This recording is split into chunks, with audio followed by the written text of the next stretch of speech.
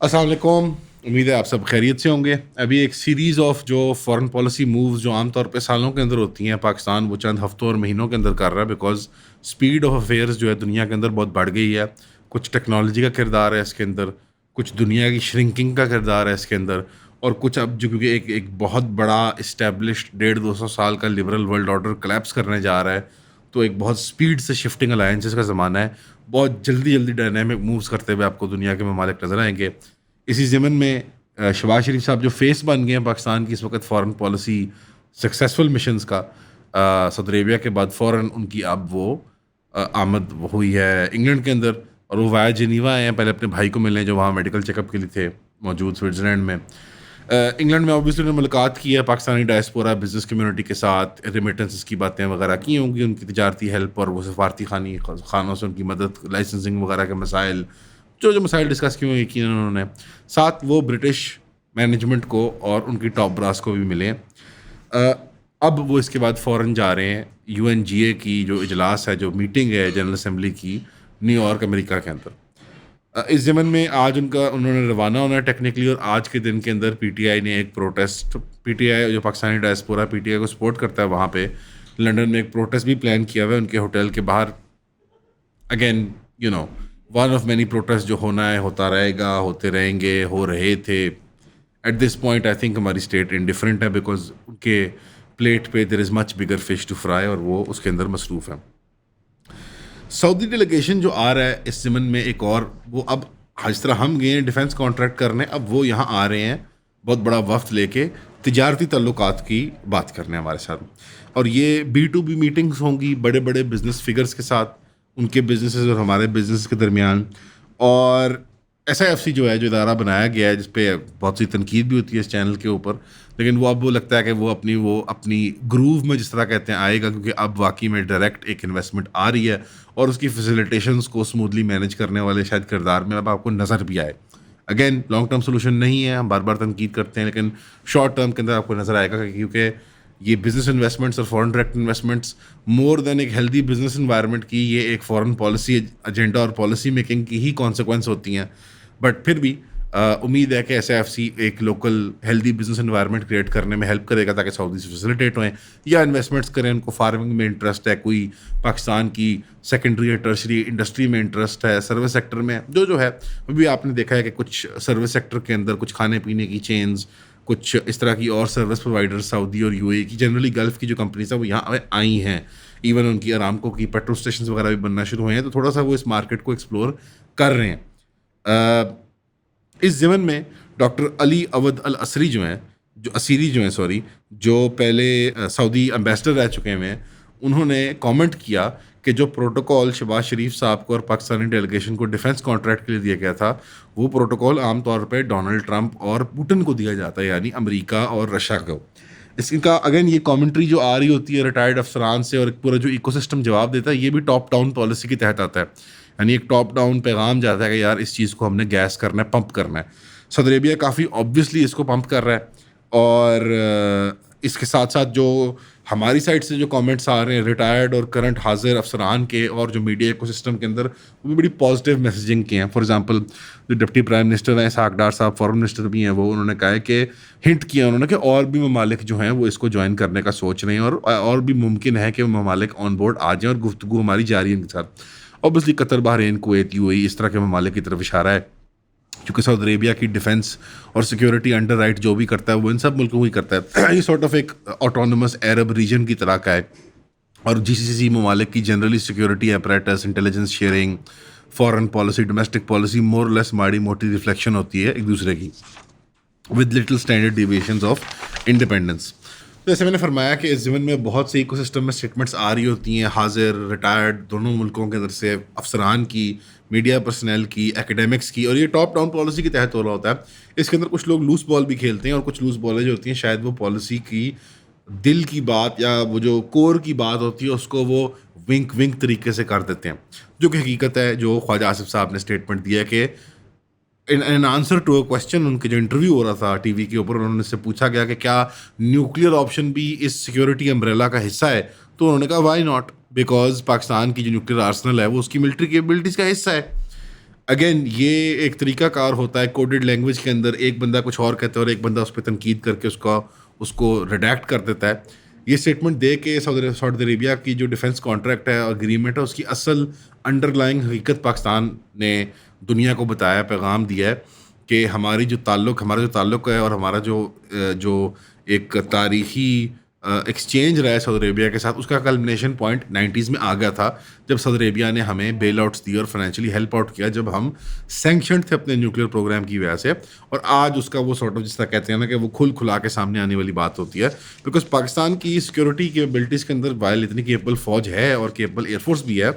और air defence systems भी हैं, लेकिन उसके बावजूद at the end of the day हमारी डेटरेंस का जो असल आप कह लें जो कोर है, जो वजह बनती है, बुनियाद बनती है, वो हमारी न्यूक्लियर कैपेबिलिटीज़ हैं और उसके हमारे डिलीवरी सिस्टम्स हैं। तो अगेन ये एक बड़ी absurd सी बात होगी। Plus from security stand point के बढ़ के भी अगर आप एक मॉरल स्टैंड पॉइंट से बात करें तो सऊदी अरेबिया पे यानी हिजाज़ या जनरली हिजाज़ की टेरिटरी में विसिनिटी में अगर कोई गैर मुस्लिम कुव्वत बाहर से आके हमला आवर होती है तो I don't think anything of the table. और ये यहाँ पे स्टेट्स की वो रैशनल एक्टिंग कैपेबिलिटी जहाँ पे ख़त्म होती है, यहाँ से फिर वो इंसानी जो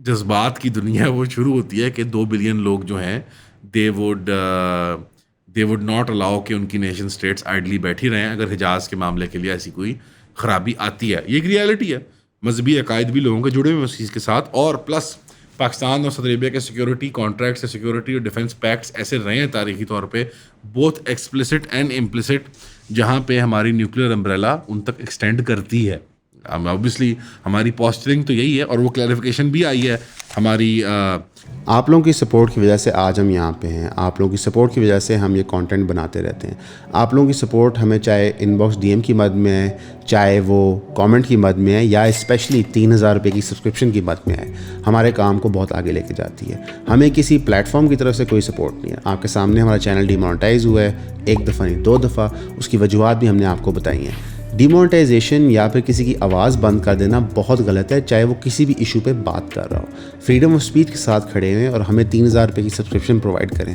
हमने ऑलरेडी ज़्यादा कंटेंट प्रोड्यूस करना शुरू कर दिया अपने पेड सब्सक्राइबर्स के लिए, और हमारी इवेंचुअली कोशिश होगी कि जो हमारा आधा कंटेंट है वो पेड सब्सक्राइबर्स के लिए ही हो। तो ईऑन फैमिली का पार्ट बने, 3000 रुपये दें, सब्सक्राइब करें। फॉरेन ऑफिस से कि जी देखें किसी थर्ड कंट्री को टारगेट करने के लिए ये हमारा कॉन्ट्रैक्ट नहीं है, ये एक डिफेंस एग्रीमेंट है और इस डिफेंस एग्रीमेंट के अंदर किसी पर्टिकुलर कंट्री को हम टारगेट करना नहीं चाह रहे हैं। ये सब पॉस्चरिंग है। हकीकत सबको पता है कि सऊदी अरेबिया के मुखालिफिन जो रहे हैं तारीख में वो ईरान है, यमन है, और जिनसे सऊदी अरेबिया कुछ प्रेशर और टेंशन फील हुआ है। एक ज़माने में इराक हुआ करता था, इराक तो ख़त्म हो गया। लिबिया भी एक लूज बॉल था लेकिन डायरेक्ट थ्रेट नहीं था, वो भी ख़त्म हो गया। तो ईरान का थ्रेट और यमन का थ्रेट प्रीटी मच न्यूट्रलाइज हो चुका हुआ है। सऊदी अरेबिया के जो अभी नेटिव और फॉरेन यूरोपियन डिफेंस सिस्टम्स हैं वो प्रीटी मच टेक केयर कर लेते हैं उन चीज़ों की। और एक उन्होंने लंबी जंग भी प्रोसिक्यूट की है यमन के ख़िलाफ़, एक नाजायज़ ज़ालिमाना जंग, लेकिन उसके बावजूद वो प्रीटी मच अपनी नेशनल सिक्योरिटी को ठीक कर चुके हैं इस मामले में। उनका असल मसला एक ही है, वो इसराइल है। तो फॉरेन ऑफिस की क्लैरिफिकेशन जो है वो सिर्फ मेरे ख्याल में लेवा वो चाहिए, जैसे वो एक फॉर्मल जो लैंग्वेज होती है, और वो ठीक तरीका है, यही तरीका है दुनिया का, is the diplomatic norm of the world कि आप कहते कुछ हैं और असल में जो पीछे होता है वो 10 स्टेप आगे या पीछे होता है। इस ज़मीन में मैं बार बार ये बात कहता हूँ और हम प्लेटफॉर्म में भी बात करते हैं कि ख्वाजा आसिफ साहब बिल्कुल ठीक बात कर रहे हैं। पाकिस्तान के पास जो एक्सपोर्टेबल कैपेबिलिटी है वो अपनी न्यूक्लियर कैपेबिलिटीज़ ही हैं। ईरान के डिबैकल और फियास्को के बाद जो नज़र आ रही है बात वो यही आ रही है कि NPTP ना साइन करना और न्यूक्लियर प्रोग्राम को पूरी दुनिया में एक्सपोर्ट करना ही शायद एक्सेलरेशनिस्ट व्यू है। ये अगेन बहुत डेंजरस व्यू है, लेकिन शायद ये एक मैड साइंटिस्ट सोल्यूशन है टू ए इंक्रीजिंग प्रॉब्लम और ऑफ पावर बैलेंस, कि मुस्लिम दुनिया के अंदर जो हमारे एलाइज हैं उनके लिए मसला यही बनता है कि वो अपने मुखालिफिन के ख़िलाफ़ इक्वल फुटिंग पे खड़े नहीं हो पाते बिकॉज उनके पास ऐसा फाइनलाइजिंग डेटरेंट नहीं मौजूद है। आज नॉर्थ कोरिया ईरान क्यों नहीं बना, इज़ बिकॉज नॉर्थ कोरिया के पास बैलिस्टिक मिसाइल्स हैं जो कैपेबल हैं टू डिलीवर न्यूक्लियर पेलोड्स, और वो जापान, कोरिया और इन इलाकों को टारगेट करते हैं। और रूमर्ड है, अमेरिका हमेशा क्लेम करता है कि ये हमारे बेस तक, कैलिफोर्निया तक, फ्लोरिडा तक ये हमला कर सकते हैं। अल्लाह बेहतर जानता है हकीकत क्या है, या कम से कम यूरोप को, मेन लैंड को तो वो हिट कर सकते हैं। तो ये कुछ हकायक हैं दुनिया के कि nobody wants to look like the bad guy, but frankly, quite frankly, industrial ज़माने के अंदर यही साबित हुआ है कि जो पॉलिटिकल लेजिटिमेसी और पावर है वो एक बैरल ऑफ गन के अंदर से निकलती है, गन पाउडर उसका स्टिमुलस, उसका ट्रिगर है, और अल्टीमेट जो वेपन अवेलेबल है आपके आर्सेनल में वो न्यूक्लियर डेटरेंस है, और उसी से आपकी पॉलिटिकल लेजिटिमेसी आती है। बाकी सारी जो प्रिंसिपल या आइडियल कंडीशंस थी वो सब बकवास हैं, लिसानियत या इलाका या मजहबी पहचान या एहसास या मॉरल सुपीरियोरिटी या इन्फीरियोरिटी या कुछ और, कोई और वजह पॉलिटिकल लेजिटिमेसी की नहीं है दुनिया के अंदर। फ़िलहाल हकीकत ये है कि इंडस्ट्रियल स्केल वायलेंस कौन डोल आउट कर सकता है, और पाकिस्तान अल्लाह के फजल से, अल्लाह ने फजल किया हमारी उम्मत के कि उम्मत के नुमाइंदे के तौर पे ये इंडस्ट्रियल स्केल वायलेंस डोल आउट कर सकता है अपने मुखालिफिन के ख़िलाफ़। इस ज़िमन में मैं आपको इशारा करना चाहूँगा इस किताबचे की तरफ, आप पढ़ सकते हैं इसको, पाक आर्मी के रूहानी फ़ज़ाइल। इस आज के दिन में एल्स फॉर इंडिया, जो बिग लॉसेस फॉर इंडिया में से एक ये है कि पाकिस्तान ने मज़ीद कंटिन्यू किया है अपना एयर स्पेस का डिनाइल, जो अब अल्लाह के फजल से अक्टूबर 23 तक चलेगा, और ये 210 दिन गालिबन बन चुके हैं जब अमेरिका को, इंडिया को पाकिस्तानी एयर स्पेस से कमर्शियल फ़्लाइट्स उड़ाने की इजाज़त नहीं है। ऑब्वियसली इंडिया की एयरलाइंस को और फ्लाइट ट्रजेक्ट्रीज़ को एक लंबा राउट लेना पड़ता है, इकोनॉमिक अगेन प्रेशर फील होता है, और अगेन पाकिस्तान का भी इसमें पोटेंशियली नुकसान होता है लॉन्ग टर्म, लेकिन एक पॉस्चरिंग का तरीकाकार है, एक प्रेशर करने का तरीकाकार है इंडिया को, जो कि बहुत ही भोंडी और ऑब्नॉक्शियस तरीके का आपको नज़र आ रहा है कि इख्तियार कर रहा है। जो क्रिकेट में डिप्लोमेसी में उसने बेहुदा हरकतें की हैं, जो जॉब्स मार्केट में गल्फ़ में और अमेरिका और यूरोप में वो हरकतें करता है, जो मई में उसने एक भोंडी सी एक वो स्टोरी बना के पहलगाम के हमले की, हमारे ऊपर एक हमला करने की कोशिश की, नाकाम हुआ, दुनिया में उसका प्रोपेगेंडा भी नाकाम रहा। वो ये है कि इंडिया जो है अनफॉर्चुनेटली वो स्मूथ नहीं है, स्वाव नहीं है इन चीज़ों के अंदर, वो है तो इंडियंस ही वो, लेकिन ये वाहिद ब्लो या वाहिद एल नहीं है जो इंडिया को मिला है। साथ ही साथ में डोनाल्ड ट्रंप ने जो है वो चूड़ी मज़ीद टाइट कर दी, और उसने कहा है कि जो H1B टेक्निकल लेबर के वीज़ाज़ हैं, बेसिकली जो स्किल्ड लेबर के वीज़ाज़ हैं, इसमें ख़ास तौर पर टेक सेक्टर में लोग जाते हैं, जिसका 70% रफली इंडियंस होते हैं, बिकॉज वो एक फॉरेन पॉलिसी पोजीशन थी, ना कि इंडिया की कोई टेक मार्केट बहुत केपेबल है, it was simply a consequence of India को पेट्रोनाइज किया जा रहा था अमेरिका की जानिब से। उनकी एक वीज़ाज़ के ऊपर एक सालाना फ़ीस मुकर्रर कर दी गई है, वो $1,00,000 है। इसमें मैं कुछ आपको रफ फैक्ट्स देना चाहूँगा कि जो कंपनीज इन वीज़ाज़ को स्पॉन्सर करती थी वो 70-80 हज़ार डॉलर की मक्खन मलाई इन लोगों की तनख्वाहों में से ऑलरेडी खाती थी सालाना। तो गवर्नमेंट बेसिकली ने स्टेप इन करके प्रीमियम को ड्राइव अप कर दिया कि तुसी तो कमा ही रहे हो, सानू की तुझे हिस्सा देना है बेसिकली, क्योंकि टेक्निकल लेबर की जो जॉब्स हैं अमेरिका में वो $2 से $3 लाख सालाना की ही होती हैं। 70-80 हज़ार डॉलर और लाख अंडर जो होते हैं वो लोग, वो नॉन टेक्निकल लेबर जो होटलों पे खड़े होते हैं, मैकडोनल्ड्स पे, बर्गर किंग पे, दुकानों पे, ट्रक चलाते हैं, ये काम करते हैं, वो तनख्वाहें कम होती हैं, और उस वो H1B वीज़ा की कैटेगरी में वैसे नहीं आते, उसमें बहुत ज़्यादा इलीगल्स भी होते हैं जो बॉर्डर क्रॉस करके आते हैं मैक्सिको का या कनाडा का। ये डायरेक्टली इंडिया की टेक्निकल बैकबोन जो उसकी IT एक्सपोर्ट है उसको हिट करने की एक अमेरिका ने एक तरीके को इख्तियार किया है। और ये $1,00,000 की फ़ीस क्या करेगी, इसका असर क्या आएगा, आप देख लें मिसाल तौर पे। पहले हाफ में अमेज़ॉन ने 10,000 वीज़ा सिक्योर किए हैं, यानी 10,000 अफराद। अब अगेन ये पिछलों पे अप्लाई नहीं करेगा, ये अफेक्टिव होगा एज ऑफ नाउ, जब आइंदा से आएगा। बट आप इमेजिन करें अगर 10,000 वीज़े H1B उन्होंने एक्वायर किए हैं, इसमें 70% जो हैं वो इंडियन ही होंगे अकॉर्डिंग टू स्टैटिस्टिक्स, तो 7,000 टेक्निकल वर्कर्स अगर अमेज़ॉन के हैं तो 7,000 लोग $1,00,000 देने के वो होंगे, तो 7,000 $1,00,000 क्या बनता है, तो आप वो खुद ही हिसाब कर लें ये किस किस्म की अमाउंट जो है वो अमेरिका इकट्ठी करना चाह रहा है। और ये डिसइंसेंटिवाइज करेगा ऑब्वियसली। अब टेक्निकल लेबर की एक्सपोर्ट अगर बढ़ गई है, कॉस्ट उसकी, तो अब उस टेक बेस्ड प्रोडक्ट या सर्विस की एक्सपोर्ट भी कॉस्ट बढ़ जाएगी। इसका एक इनडायरेक्ट फ़ायदा क्या मिलेगा कि पाकिस्तान की जो एक छोटी सी हमारी मस्कीन सी अटैम्प्ट है, ऑल्दो हमारी रियासत और हमारी गवर्नमेंट ने इतना इंटरेस्ट नहीं लिया हुआ उनके अंदर, हमारी जो टेक एक्सपोर्ट्स की मार्केट है अब वो ज़्यादा वायबल नज़र आएगी यूरोपियन और अमेरिकन को कि यहीं बैठे बैठे इनसे मजदूरी ले लो, और इंडियंस भी इसमें पार्टिसिपेट करें। लेकिन वो अब गुलछर्रे या मज़े नहीं होंगे कि जाके सूरज कुमार यादव जो है वो बैठ के कैलिफोर्निया के अंदर या फ्लोरिडा के अंदर जॉब कर रहा है, और जिस काम के लिए उसको $50,000 मिलने थे उसके लिए वो $3,00,000 ले रहा है वहाँ पे बैठ के। अब ये वो मज़े और गुलछर्रे नहीं मिलेंगे, इसमें सख्ती आएगी मज़ीद। अलबत्ता लॉन्ग टर्म में आपको बता रहा हूँ कि अमेरिकन गवर्नमेंट का अभी भी इंटरेस्ट इंडिया के अंदर ही है। ये इन बातों को हम शॉर्ट टर्म के अंदर देख के एक्साइट हो जाते हैं, लॉन्ग टर्म इंडिया ही उनका पिट्ठू बनेगा खित्ते के अंदर। मेक नो मिस्टेक, ये सिर्फ इंडिया की चूड़ी टाइट की जा रही है। और ये इस वक्त जो डोमेस्टिक जो सिविल गवर्नमेंट है उसका तख्ता कमज़ोर किया जा रहा है, क्योंकि हिंदुत्व के साथ मेरा ख्याल है उनका मामला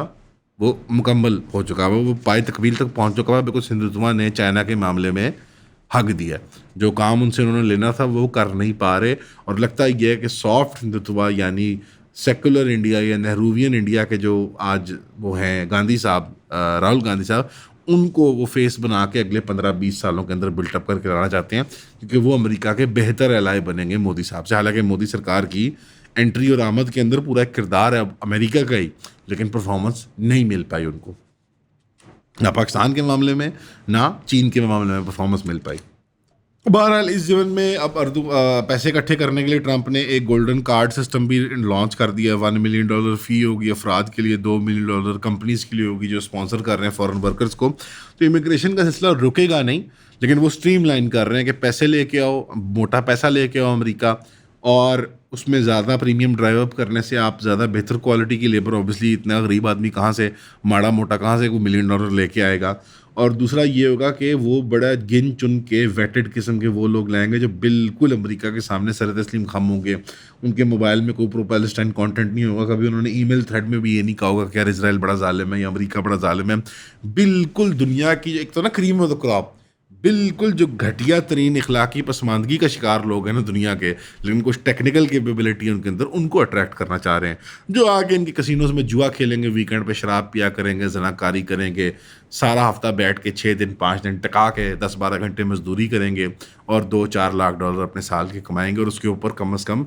$1 लाख इस मद में और $1.5 टैक्सेस की मद में दिया करेंगे। ये लोग अट्रैक्ट कर रहा है अमेरिका, जो अमेरिका की इकॉनमी को रन करती है। बस अमेरिका की इकॉनमी कंजम्पशन पर बेस्ड है, कंजम्पशन के ऊपर बेस्ड है, इन्फिनिट ग्रोथ का मॉडल। इन्फिनिट ग्रोथ में आपको कॉन्स्टेंटली लेबर चाहिए होती है, तो जिसमें अमेरिकन राइट विंग भी नाराज़ होएगी। वो टोटल एंटी इमिग्रेशन कैंप जो बढ़ता जा रहा है अमेरिका के अंदर, वो सेटिस्फाई नहीं होगा ट्रंप के अंदर, बिकॉज अमेरिकन डीप स्टेट का कोई इंटरेस्ट नहीं है कि वो एक वाइट नेशनलिस्ट मुल्क बना दे अमेरिका को, जो कल को इसराइल के मामले में भी ख़राबी कर दे, या अमेरिका की जो CIA की शरारतें होती हैं दुनिया के अंदर उसके मामले में भी वो रुकावट बन जाएंगे। वाइट नेशनलिस्ट मजहबी लोग तो कहेंगे नहीं, हम हमारा क्या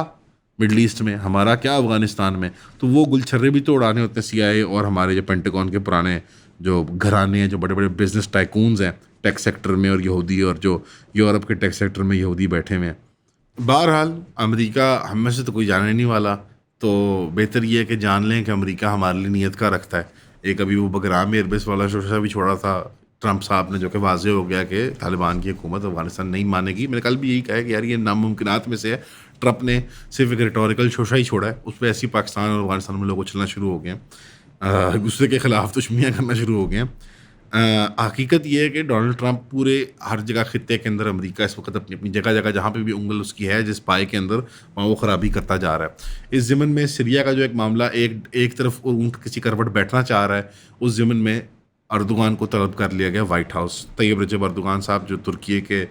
लीडर हैं और एक बहुत ही मेरे ख्याल में माकियावेलियन और कामयाब पॉलिटिशियन साबित हुए हैं, ख़ित्ते के अंदर सबसे कामयाब पॉलिटिशियन साबित हुए हैं। अगर यूरोप और आप मिडल ईस्ट के खित्ते को देखें, बहुत लंबा करियर है और बहुत काया किस्म का सियासतदान है ये बंदा। इनको बुलाया है एक विज़िट के लिए, और ऑब्वियसली इनकी ख्वाहिश है वो F-35 जो इनके कैंसिल हुए थे S-400 परचेज़ करने के एवज़ रशिया से, वो वाली डील दोबारा खुल जाए इनके लिए। और एजेंडा जो है विज़िट का वो एक रीविज़िटिंग है कि ये अब्राहम अकॉर्ड वाली चीज़ हम नहीं कबूल कर सकते, कि पहले भी अटैम्प्ट की थी ट्रंप ने। और again trade, investment, defence cooperation, ये सारी बातें हैं, बट मेन फोकस सीरिया और पैलेस्टाइन के मसले को लेके होगा। सीरिया एज वी नो, तुर्की ने काफ़ी अच्छा किरदार अदा किया कि उसने डेवलप कर लिया एक बफर जोन अपने लिए, जहाँ पे एक तरह से सीरिया की नेशन बिल्डिंग में भी फ़ायदा होगा। वहाँ पे एक तुर्की दोस्त रियासत या हुकूमत कायम हो चुकी हुई है, और लोगों के अंदर भी एक कल्चरल अफेक्शन और अफिनिटी बन चुकी हुई है, बिकॉज वहाँ पे उनको रेफ्यूजी स्टेटस वगैरह वगैरह मिला है। तुर्की के पास सबक भी है अफगानिस्तान पाकिस्तान का, क्या ख़राबियाँ हुई, क्या चीज़ें कामयाबी से हुई। प्लस वो बफर अब सऊदी अरेबिया और गल्फ़ के लिए भी बहुत अहम हो गया है, बिकॉज वो उनके दरमियान और इसराइल की तरफ से टोटल एनालिजेशन के दरमियान एक दीवार बन सकती है सीरिया की। इस ज़मीन में सारी डिस्कशन हो रही है, इसमें obviously her cheese on the cards होगी। डिफेंस कॉन्ट्रैक्ट्स, डिफेंस एग्रीमेंट्स जो हैं, टेक्नोलॉजी की एक्सचेंज है, जो नॉन स्टेट एक्टर और मिलिशियाज जिसको अमेरिका सपोर्ट करता है तुर्की के ख़िलाफ़, चाहे वो कुर्द हों, सीरिया के अंदर, चाहे वो आईसिस का मामला हो उसको डिस्कस किया जाएगा। इसराइल की तरफ से जो शरारतें की जा रही हैं द्रूज़ कम्युनिटी के अंदर, कुर्द कम्युनिटी के अंदर, उसको ऑन द कार्ड रखा जाएगा। तो जिस तरह से हमारे खत्ते के अंदर एक कॉन्स्टेंट प्रॉक्सी बैटल चल रही होती है अमेरिका और उसके एलाइज़ की और हमारे दरमियान, उस तरह तुर्की की एक सीरिया के अंदर भी ये एक वो मामला चल रहा है, और फ़िलिस्तीन को लेके भी ऑब्वियसली। तो लेट्स सी क्या अचीव करते हैं, क्योंकि ट्रंप का जो लास्ट, हालांकि ट्रंप और अर्दोगान का बड़ा स्ट्रेंज सा एक वो दोस्त भी हैं, लव हेट भी करते हैं, लेकिन वो नफरत भी करते हैं, क्योंकि ट्रंप ने जब अपना वो स्टूपिड सा अबसर्ड सा एक शोशा छोड़ा था, वो रिवियरा प्लान के मैं गाज़ा को दुबई बना दूंगा या किसी लास वेगस बना दूंगा, तो ठीक ठाक तनकीद आई थी अर्दोगान के कॉरिडोर से। और अब उस लव हेट रिलेशनशिप का आप समझ लें कि वो फाइनल रन में आ गया। अर्दोगान भी बुजुर्ग हो चुके हैं, एक बड़ी उम्र का सियासतदान जो होता है उसकी फिर वो लाइफ की लेगेसी के बारे में सोच रहा होता है अपनी, तो उनकी लेगेसी एक कामयाब तुर्की के लिए यही होगी कि एक एलाइड सीरिया और एक फ्री पैलेस्टाइन जिसमें इसराइल जो है वो शिकस्त खुर्दा हो चुका हो या बर्बाद या तबाह हो चुका हो, ये बहुत बड़ी कामयाबी होगी, बहुत बड़ा फ़ायदा होगा उनके कैप के अंदर। तो वो इस सारे को भी अपने नज़र में एक परव्यू के अंदर रखते हुए ये एक विज़िट होने जा रहा है। डोमेस्टिकली पाकिस्तान के अंदर लेकिन सिचुएशन मेरे ख्याल में अभी भी लगता है कि थोड़ी सी उम्मीद की किरण आती है, और फिर जो है वो हमारी स्टेट कंप्लीटली डिसअपॉइंट करती है और फेल करती है टू डिलीवर। सीसीडी की जो एक्स्ट्राजुडिशल वायलेंस है, किलिंग्स हैं, मेमिंग्स हैं, शूटिंग्स हैं, वो सारी हम आपको पता है कवर करते हैं। इसके बावजूद कि पूरे पाकिस्तान के अंदर मीडिया हो, मेन स्ट्रीम या सोशल मीडिया पे लोग हों सेलिब्रेट कर रहे हैं कि लोगों को गोलियां मारी जा रही हैं, टॉर्चर किया जा रहा है, अगवा किया जा रहा है, ये ज़हनी हालत हमारी कौम की बन चुकी हुई है। इस ज़मन में हमेशा की तरह हमारे दोस्त इंजीनियर मोहम्मद अली मिर्ज़ा, जो लाखों नौजवानों के हर दिल अजीज़, उनके रहनुमा, उनके मजहबी पेशवा, उनके लिए एक उस्ताद की शक्ल इख्तियार कर चुके हैं, उन्हें अब अडयाला जेल मुंतकिल कर दिया गया। हालांकि उनका मामला जुडिशल भी नहीं है, मतलब इस मुंतकली की मुझे आज तक समझ नहीं आई कि क्या ये 3 दिन पहले हुआ गालबन, मुझे इस मुंतकली की समझ नहीं आई लॉजिक क्या है। टेक्निकली उनको एफआईए की कस्टडी में नहीं होना चाहिए, जिन्होंने 7 दिन का रिमांड लिया उनसे सवाल जवाब करने के लिए।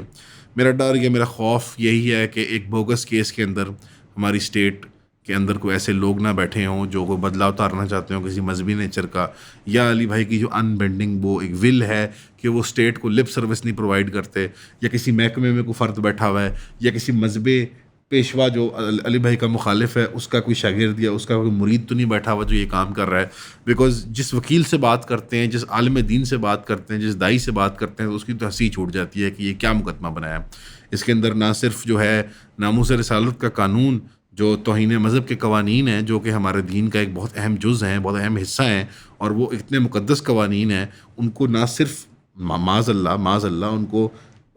घसीटा जा रहा है, नीचा दिखाया जा रहा है, उनको नीचे किया जा रहा है कि एक फ्रिवलस केस को परसू करने की खातिर, बल्कि मजहबी जज्बात जो हैं कौम के वो इज्तिमाई तौर पर मजरूह हो रहे हैं।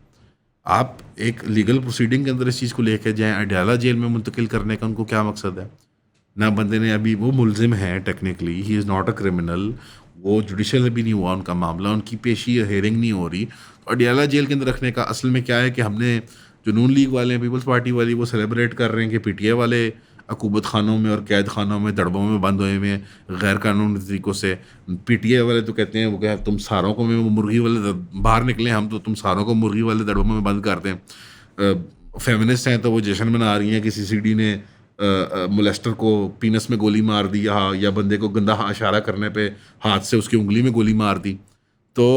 इज्तिमाई ज़हनी हालत जो है माशाल्लाह कौम की, वो काबिले रहम है, और काबिले ज़िक्र भी है और काबिले रहम भी है कि हो क्या रहा है इस कौम में। तो हमारे दोस्त अली भाई के साथ ये जो मामला हो रहा है, ये ज़्यादा देर रुकता नहीं है एक बंदे पे, ये बात याद रखिएगा। हमेशा की तरह जिस तरह पुलिस करती है, जब वो पुलिस गर्दी करती है, जब वो पॉलिटिकल क्रैकडाउन करती है, तो दुनिया गोल ऐसे घूम के शहबाज गिल एक दिन कह रहा होता है कि चंगा रंदा फेरो, और एक दिन शहबाज गिल जो है अल्लाह माफ़ करे, वो जो चीखें मार रहा था टेलीविज़न के ऊपर, मुझे खौफ आता देख के कि एक ग्रोन आदमी के साथ ये काम एक इस स्टेट में हुआ और टीवी पे टेलीवाइज हुआ कि ये हमने किया आदमी के साथ। तो ये दुनिया गोल है भाई। तो आज नून लीग वाले मजहबी पेशवा जो अली भाई के मुखालिफिन हैं, जो उछल उछल के हंस रहे हैं, खेल रहे हैं, ठीक है, अली भाई को कोई टॉर्चर की खबर नहीं है, कोई जुल्म की खबर नहीं है, अग्रीड, और वो अच्छे हालत में जेल में रह रहे होंगे, हमें यकीन है इस बात का इंशाल्लाह। लेकिन एक फ्रिवलस केस के अंदर आदमी को जेल करना भी तो बहुत बड़ा जुल्म है, उसको कैद खाने में रखना भी तो बहुत बड़ा जुल्म है ना। वो बंदा फ़्लाइट रिस्क है, वो बंदा को अभी पाकिस्तान से बाहर जाता ही नहीं है। उन्होंने हज उम्रा कर लिया अपना, टर्की वो किसी या चाइना वगैरह गए हुए हैं मेरे ख्याल है अपने डिफेंस के बताते थे अपने वाक़यात के, मैं जब डिफेंस कॉन्ट्रैक्टर थे, जब ये काम करते थे डिफेंस डिपार्टमेंट के लिए, तो टर्की और चाइना और इन ममालिक जाया करते थे। बाकी वो ज़िंदगी में कभी वो मालदीव्स में नहीं गए वो सैर करने, ठीक है ना। वो जेलम से बाहर नहीं निकलते। मोटरसाइकिल उनके पास है, एक उनका घर और ठिकाना है, एकेडमी और घर पूरी दुनिया जानती है। तो ना वो फ़्लाइट रिस्क हैं, और अगर यही मसला है उनको सिक्योरिटी फ़राहम करने का, जो MPO वाला बहाना था, तो आप उनके घर और एकेडमी में जो सिक्योरिटी वैसी फ़राहम करते थे वो बाकी जारी रखें, वो जारी रखें, और क्या है। तो ये बहाने हैं सारे। और मेरे ख्याल में अली भाई को और उनके प्लेटफॉर्म को शायद मिसयूज़ करने की कोई शरारत या नीयत है, या किसी ने बदनीयती ठानी हुई है, बिकॉज कोई कॉम्पिटेंट जज, कोई कॉम्पिटेंट वकील, कोई कॉम्पिटेंट पुलिस वाला इस केस को परसू नहीं करना चाहेगा। और मैं फॉर फैक्ट आपको बता सकता हूँ कि मैंने इंटरव्यू किया हुआ है एक यंग पुलिस ऑफिसर में जो बड़े नुमाया फेस हैं, शिरबानो नकवी साहिबा की। उन्होंने मुझे खुद ऑफ कैमरा भी और गालिबन आई थिंक ऑन कैमरा भी उन्होंने जिक्र किया था इस चीज़ का कि ब्लास्फेमी के केसेस, इस तरह के जो फ्रिवलस केसेस होते हैं, जो absurd केसेस होते हैं, जो दुश्मनियों में मोल जाते हैं, जो मोहल्ले लेवल के उस पर की जाते हैं, ऐसे दर्जनों केस हफ्तावार, रोज़वार, माहवार पुलिस कचहरियों, कोर्टों के थानों के अंदर आर्बिट्रेशन करके रिजॉल्व कर रही होती है कि यार दोनों पार्टियों को सेटिस्फाई करती है कि मामला ये नहीं है, ख़राबी की तरफ मत जाने दो, इसको रफा दफा करो। तो ऐसी क्या चीज़ है। अगेन मैं काफ़ी ज़्यादा लोगों की क्लिप्स देख रहा हूँ, काफ़ी ज़्यादा मस्जिद पेशवा, दाई वगैरह लोग कह रहे हैं कि रीज़न ये है केस परसूल की, केस absurd है। जो लोग बीच के लोग हैं ना, एक लोग तो कह रहे हैं ना कि बिल्कुल जो साथी हैं कि मारो, जेल में डालो, सजा दो, और एक वो लोग हैं जो नाकिद हैं, जिस तरह मैं नाकिद हूँ इस चीज़ का कि ये क्या आप तमाशा कर रहे हैं। एक तीसरा ग्रोह है जो चाहता है कि वो बीच की बिल्ली बन जाए। वो कह रहे हैं कि देखें ये कानून तो शायद ऐसे नहीं है, शायद वो ब्लास्फेमस तो नहीं है, शायद वो गुस्ताखी तो नहीं है, लेकिन देखें ना वो ज़ुबान बड़ी गंदी इस्तेमाल करते हैं और लोगों को रंजिश और गुस्सा बड़ा है इस चीज़ का। यार आपकी ज़हनी हालत ठीक है, आपको एक बंदा अनोइंग लगता है, एक बंदा बदतमीज़ लगता है, आपने उसको गुस्ताखे रसूल बना दी जाके, क्योंकि वो कानून कन्वीनियंट है। आप कहें यार कि पीका एक्ट में डालें कि बदतमीज़ी करता है आदमी, ये गालियाँ बकता है, हालांकि कोई गालियाँ नहीं बकते वो, ये यार ये मुझे बुरा भला कहता है, ये मेरे ग्रोह को बुरा भला कहता है, ये कैसा आपके मतलब शिकार आपने, मतलब उठो मत बैठो। अली भाई का जो पेट डायलॉग है, उठो मत बैठो, यानी मत उठो बैठो। अगर कोई इसका उलट चाहे तो इसमें से वो भी निकलता है कि मत उठो बैठो। यानी ये डबल एंडेड स्टेटमेंट्स थे कि जिनकी दो जू मैनी जो बातें होती हैं बेसिकली, इनके दो मायने निकाले जा सकते हैं। आप जी हमने अपना काम कर दिया, हम ठीक हो गए, कि देखें जी कानून शायद गलत तरीके से इस्तेमाल हो रहा है, लेकिन बंदा बदतमीज़ बड़ा है। ये क्या मतलब बहुत बदतमीज़ लोग हैं। उसमें मैं जाके मैं FIR काटना शुरू कर दूँ मर्डर की और अगवाई की और चोरी की। तो ये फ्रिवलस केसेस की एक पूरी तारीख है पाकिस्तान के अंदर, वकील लोग जानते हैं, अदालतों के लोग जानते हैं। आई एक्सपेक्ट के, और मैं चाहता हूँ, मेरी उम्मीद है कि वकुला बरादरी से ज़्यादा एक स्ट्रिक्ट और हार्श रिस्पॉन्स आएगा और आप इस खौफ में, इस जान से बाहर निकलें कि एक मजहबी गुस्ताखी वाला कानून लग गया तो चुप कर जाओ सारे। यार इस तरीके से जी नहीं जाती ज़िंदगी, कौमें इस तरह जिंदा कौमें नहीं ऑपरेट करती होती। उम्मीद है कि अदालत भी बेटर सेंस प्रिवेल करेगी अदालत के अंदर, वकुला कम्यूनिटी के अंदर भी और मजहबी तबके के अंदर भी। दुआ करें अली भाई के लिए और इस प्लेटफॉर्म के लिए, और हमेशा की तरह आपका सुनने का शुक्रिया। अस्सलाम वालेकुम।